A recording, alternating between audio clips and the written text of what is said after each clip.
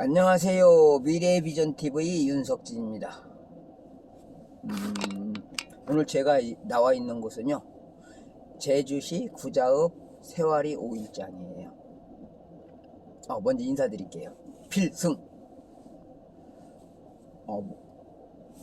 여러분들에게 제가 이곳을 이야기하는 이유는요, 제가 박근혜 대통령 재임 시절에 수중호텔을 만들 곳으로 지목한 곳이 이곳이에요. 제일 먼저 이곳에 지목해야 된다. 왜 그러냐면 저 앞바다에서 돌고래가 뛰는 것을 제가 처음 봤어요. 돌고래의 실물을 본 것도 처음이고요. TV 모니터로는 물론 여러 번 봤습니다. 근데 이곳이 좋은 것은 서해안처럼 저소간만해차가 큽니다. 그래서 죽방을 설치할 수 있는 그런 장소가 돼요. 근데 요것을 조그마한 죽방이 아니고 커다란 죽방을 설치해야 되고, 이걸 자동으로 자동화 시스템을 이용해서 관리해야 돼요. 그 다음에 그 죽방을 관리하는 그곳에 수중 호텔까지 만들어서 많은 관광객이 모이게끔 해야 되는 게 이게 첫 번째 제 계획이었어요. 제 생각, 아이디어죠, 물론. 이걸 계획했고, 이걸 박근혜 대통령에게 미르재단의 스타트 작업으로 이곳을 했으면 어떻겠느냐, 이렇게 생각했죠. 자, 그럼 요곳의 실제 배경을 보여드리겠습니다. 여러분들이 직접 보시고, 이런 거 이렇게 돼 있구나 라고 아시게 될 거예요. 자, 요쪽은요, 이렇게 바위지만 바다가 굉장히 얕습니다. 지금 이게 물이 썰물 상태인데요, 썰물이 완전히 쭉 빠진 상태가 아니에요. 물이 지금 썰물인 것 같은, 물이 빠져나가는 중인 것 같아요. 제가 물때를 지금 확인하지 않았으니까 몰라요. 썰물이 아니고 들물이라고 하더라도 마찬가지일 거예요. 이렇게 물이 쫙 빠져서 저 앞에 지금 하얀 파도가 있는 저곳까지가 물이 싹 빠집니다. 근데 제가 돌고래를 본 곳은 저곳에서 약 한 40-50m 더 밖에서 돌고래가 뛰는 걸 봤어요. 그것도 한 마리가 아니고 여러 마리가.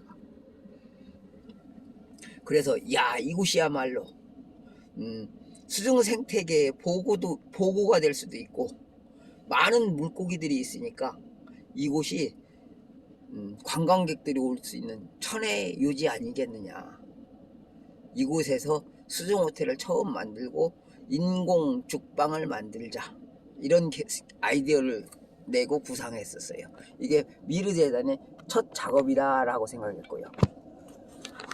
그리고 이곳에서 그 수중호텔을 시작하면 제주도의 관광 수입도 커지고, 그 다음에 미르재단이라는 게 어떤 거고, 스마트 시대에 우리 젊은이들은 어떤 방식으로 미래를 설계해야 되느냐도 한눈에 알 수 있는 그런 장소가 바로 이곳이죠. 그것을 이곳에 두려고 했던 거죠. 그렇게 설치하게 되면 호텔에 놀러오고 마음 놓고 이곳에서 관광을 즐기면서 자기들이 경제활동을 할 수 있습니다. 이게 스마트 시대에 맞는 우리의 일자리를 만드는 기획이죠. 스마트 시대를 열어가는 첫 스타트라고 봐야 되죠. 그걸 준비했는데 이게 범죄로 몰렸단 말이에요. 그럼 저는 어떤 생각이 들겠습니까? 이게 왜 범죄야 하는 건 너무 당연한 거 아니에요. 젊은이들에게 진짜 새로운 일자리를 만들고 새로운 일자리에 맞게 적응해 나가야 되고, 그것이 전부 다 지금 기성세대처럼 직원이 아니고 자기들의 창업이 된다면, 이거야말로 엄청나게 획기적인 아이디어라고 생각했거든요. 여기에 대한 구체적인 거는요, 제가 기회가 된다면은 차곡차곡 설명을 하게 될 건데, 우선은 이쯤까지만 하겠습니다. 왜? 모든 걸 다 설명하면 나중에 재미도 없지만 저 지금 현재 좌파라고 하는 저 사람들요, 전문 지식인들이 상당히 많아요. 그 사람들이 조각조각 쪼개다가 뺏어 쓰려고 할 거예요. 모든 것을 하나로 융합해서 써야 되는 게 맞는데 우리나라는 분업화 세분화 시키려고만 해요. 그러다가 박근혜 대통령이 이 융복합 산업을 얘기하니까 그게 뭔지도 모르고 범죄로 몰아버린 거야. 우리는 진실을 알아야 되고 박근혜 대통령이 왜 저렇게 억울하게 됐는가를 여러분들이 알아야 된다고 생각해요. 자, 오늘은 여기까지만 하겠습니다. 감사합니다. 필승! 저는 미래비전TV의 윤석진입니다. 지금 현재 내가 어렵다고 여러분들 낙관하지 마시고 나의 미래를 위해서 내가 어떤 것을 기획하고 어떻게 나갈 것이냐에 대해서 여러분들이 직접 준비하시고 나는 내 미래를 어떻게 설계하고 어떻게 해나가겠다. 이거를 설계해서 차곡차곡 진행하신다면 여러분들의 미래는 아주 밝아질 것입니다. 저는요, 제가 사업을 2번을 실패하고 3번째 실패하는 그 순간부터 제 미래를 포기했었습니다. 그랬다가 다시 시작하게 된 게 박근혜 대통령이 되는 걸 보면서예요. 박근혜 대통령이 되기 전에 이명박하고 경선할 때 그때부터 나도 포기하지 않았으면 저렇게 될 수 있었을 건데 하는 생각이 들더라고요. 즉 박근혜 대통령은 박정희 대통령의 따님이지만 박정희 대통령을 우리 정치판에서는 뭐라고 그랬어요? 독재자니 뭐 유신 독재자 뭐 장기 집권한 아주 나쁜 사람 친일파 이렇게 했는데 실질적으로 보니까 일제강점기 때 친일을 안 한 사람은 서민들 뿐이었습니다. 조금 귀족이다 양반이다 하는 사람은 전부 다 친일을 했고 그 후손들이 지금 현재 정권을 쥐고 권력을 계속 쥐어오고 있고 실질적으로 악질 친일파는 현재 기득권자들의 부모님들이나 조부모님들 그런 사람들이었다라는 것만 여러분들이 명심하시면 돼요. 박정희 대통령은 아주 쉽게 얘기해서 뭐 육사 나왔고 뭐 했다고 해도 아주 미미한 부분에 불과합니다. 왜? 박정희 대통령이 그때 학교 교사로 갔다가 우리 역사를 말살하고 왜곡하는 걸 보고 이건 아니지 않느냐 해서 다른 걸 찾은 것이 육사였고 군인의 길이었던 거고 군인으로 갔다고 하지만 일제를 위해서 총칼 들고 진짜 독립군들하고 싸웠습니까? 난 그런 기록은 아직 못 봤어요. 그러나 설사 싸웠다 하더라도 박정희 대통령이 우리 독립군들과 만약에 싸웠다고 하더라도 그때는 자기가 살 길을 찾아야 했기 때문에 싸웠을 겁니다. 그런데 그 사람들보다 더 악랄하게 우리 서민들을 착취하고 거짓 선동해서 우리 서민들의 등골을 파먹었던 사람들은 지금 여러분들 아시다시피 보국대나 뭐 농업과장, 은행, 무슨 은행 하는데 그 다음에 역사 훈도들 이런 사람들이 더 악랄한 사람들인 거예요. 근데 우리한테 그런 거 다 감추고 덮으려고 하던 저 주사파 그들이야말로 진짜 악랄한 악질 친일파의 자손들입니다. 우리가 이걸 알아야 되는 거예요. 거기다가 6.25 때는 또 어땠나 잘 보세요.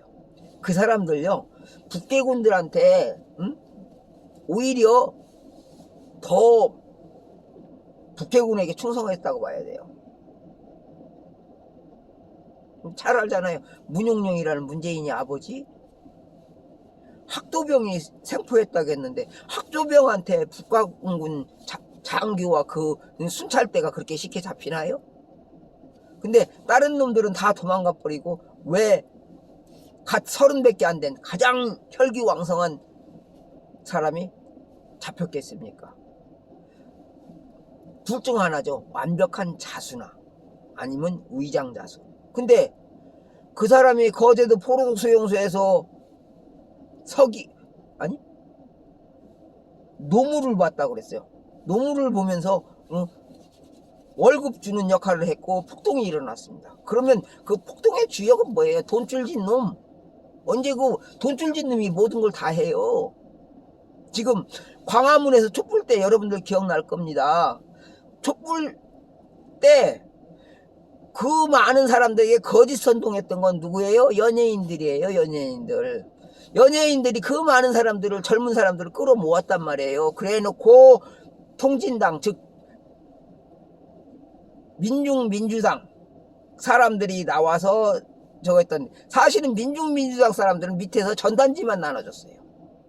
실제 선동한 거는 더불어민주당이었죠. 그 당시 노조도 아니고 더불어민주당의 모든 주제와 무엇을 만들었고, 운동권 학생들이 거기에 맞는 연설문을 만들어서 사람들에게 거짓 선동을 했고, 이게 촛불이었단 말이에요.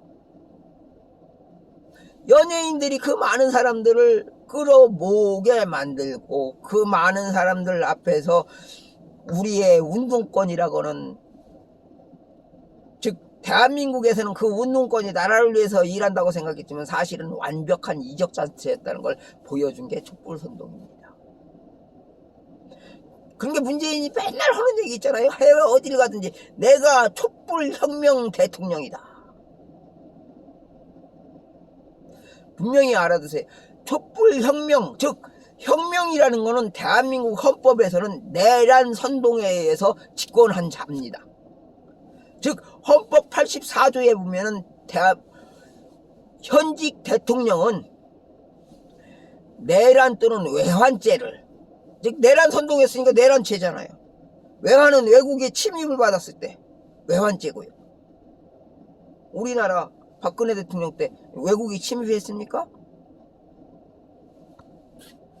안에서 내란 선동했잖아요. 문재인이가 이재명이랑 그 당시 최성이 지금 얼굴도 못 비치는 안희정이, 이런 사람들이 거기 중심에 서서 선동을 했고 거기에 연설문을 만들게끔 한 게 누구예요?